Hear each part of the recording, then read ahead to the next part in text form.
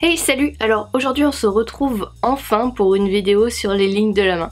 Voilà, ça fait peut-être, je sais pas, un an que j'ai pas fait de vidéo sur les lignes de la main et il manquait en fait une des 3 dernières lignes principales que j'avais toujours pas fait. Et du coup c'est ce qu'on va faire aujourd'hui. Donc aujourd'hui on va parler de la ligne de tête. Alors je sais pas trop si c'est vraiment utile de le rappeler, mais tout n'est pas à prendre au pied de la lettre. Tout n'est pas spécialement vrai pour tout le monde, en fait ce que je vais dire dans cette vidéo c'est des généralités. Une analyse sera plus précise en prenant en compte toutes les lignes plutôt qu'une seule. Alors la ligne de tête c'est la ligne commençant à la ligne de vie.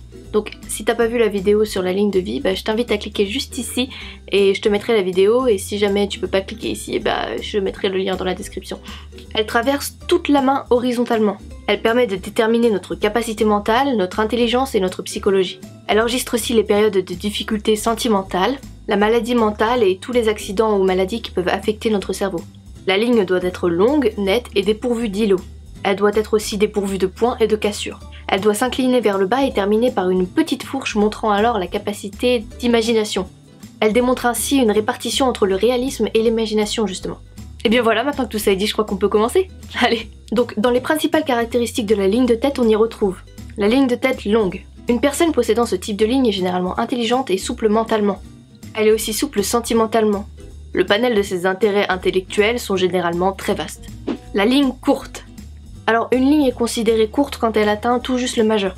Les pensées de la personne possédant ce type de ligne seront donc généralement limitées aux mondanités.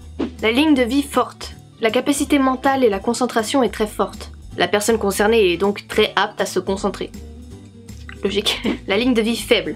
Les capacités intellectuelles de la personne concernée sont dispersées. Elle a des difficultés sentimentales et a du mal à se concentrer. La ligne de vie en îlot.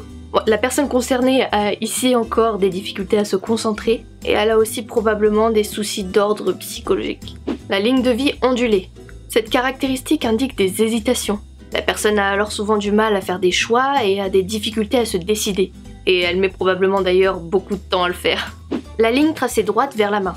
Les personnes concernées par cette ligne sont des personnes pratiques. Elles sont réalistes et ont un très bon sens analytique. La ligne inclinée légèrement vers le bas.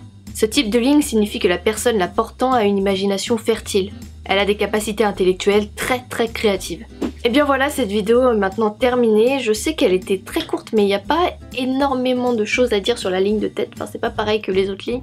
Du coup, elle est un peu courte, je suis désolée.